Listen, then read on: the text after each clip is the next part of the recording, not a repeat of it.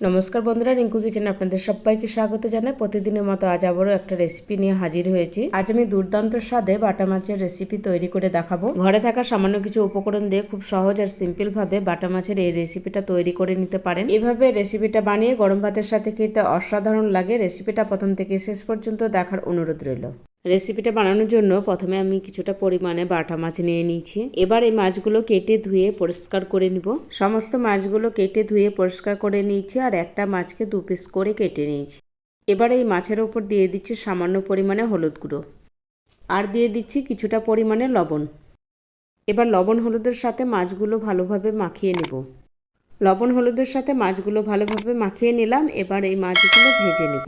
তার জন্য কড়াই বসিয়ে কড়াইতে পরিমাণ মতো সরষের তেল দিয়ে দিলাম। সরষের তেলটা ভালোভাবে গরম করে নিলাম। এবার এই গরম তেলের মধ্যে একে একে মাছগুলো ছেড়ে দেব।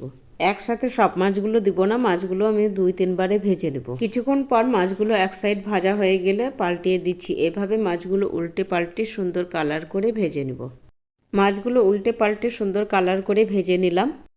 এবার তেল থেকে তুলে নেব আর একইভাবে বাকি মাছগুলো ভেজে নেব। একইভাবে সমস্ত মাছগুলো ভেজে নিলাম। এবার এই রেসিপির জন্য একটা মশলা তৈরি করে নিব। তার জন্য একটা মিক্সি জার নিয়ে নিলাম।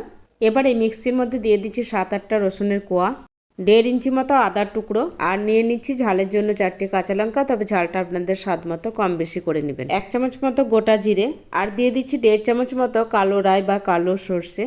আপনারা চাইলে সাদা রাইটাও ব্যবহার করতে পারেন। এবার দিয়ে দিচ্ছি মাঝারি সাইজে কুচনো টমেটো। এবার অল্প একটু জল দিয়ে দিলাম। তারপর মিক্সির ঢাকনা লাগিয়ে মশলাটাকে একদম মিহি করে বেটে নেব। এবার মিক্সির ঢাকনাটা তুলে আপনাদের দেখিয়ে দিচ্ছি। দেখুন মশলাটা একদম মিহি করে বেটে নিয়েছি। এবার বাকি রান্নাটা করব। তার জন্য কড়াইতে আর তেল দিলাম না, মাছ ভাজার তেলেই পুরো রান্নাটা করে নেব। তেল গরম হলে দিয়ে দিচ্ছি অল্প একটু 5 ফোড়ন। এবার এই 5 ফোড়নটা একটু নাড়াচাড়া করে ভেজে নেব। 5 ফোড়নটা ভেজে নেওয়ার পর দিয়ে দিচ্ছি বড় সাইজের একটা কুচনো পেঁয়াজ। এবার পেঁয়াজটাকে একটু নাড়াচাড়া করে লাল লাল করে ভেজে নিতে হবে। 2-3 মিনিট সময় নিয়ে নাড়াচাড়া করে পেঁয়াজ ভেজে নিয়েছি। এর বেশি আর পেঁয়াজটা ভাজবো না। এখন এর মধ্যে দিয়ে দিচ্ছি আগে থেকে বেটে রাখা মশলাটা। তার সাথে মিক্সিটা ধুয়ে অল্প একটু জল দিয়ে দিলাম। এবার মশলাটা নাড়াচাড়া করে একটু কষিয়ে নিব। মশলাটা 2-3 মিনিট কষিয়ে নিলাম। এখন দিয়ে দিচ্ছি এর মধ্যে অল্প একটু হলুদ গুঁড়ো। সুন্দর রঙের জন্য দিয়ে দিচ্ছি 1/2 চামচ মতো কাশ্মীরি লাল লঙ্কার গুঁড়ো। স্বাদ অনুসারে লবণ দিয়ে দিলাম। এখন দিচ্ছি 1/2 চামচ মতো জিরে গুঁড়ো। এবার নাড়াচাড়া করে মশলাটা একটু মিশিয়ে নিতে হবে। তারপর সময় নিয়ে একটু মশলাটা কষিয়ে নিতে হবে। যতক্ষণ না মশলা থেকে তেল ছেড়ে আসছে ততক্ষণ পর্যন্ত মশলাটা কষাতে হবে। এখন মশলা থেকে তেল ছেড়ে দিয়েছে, তার মানে মশলাটা ভালোভাবে কষানো হয়ে গেছে। মশলাটা প্রায় 4-5 মিনিট সময় নিয়ে কষিয়ে নিয়েছি। এবার এর মধ্যে দিয়ে দিব 1 গ্লাস মতো গরম জল। এই রেসিপিতে অবশ্যই গরম জল ব্যবহার করবেন, তাহলে রেসিপির স্বাদটা ভীষণই ভালো হয়। এবার একটু ভালোভাবে নাড়াচাড়া করে দিব। একবার হলেও ঘরে থাকা সামান্য কিছু উপকরণ দিয়ে এই দুর্দান্ত স্বাদের বাটা মাছের রেসিপিটা তৈরি করে নিতে পারেন। গরম ভাতের সাথে খেতে অসাধারণ লাগে। এখন ঝোলটা ভালোভাবে ফুটে উঠেছে আর এই সময় দিয়ে দিচ্ছি ভেজে রাখা মাছগুলো। তারই সাথে দিয়ে দিচ্ছি চেরা 4টে কাঁচা লঙ্কা। তবে আমি সব মাছগুলো দিইনি, কয়েক পিস ভাজা খাওয়ার জন্য রেখে দিয়েছি।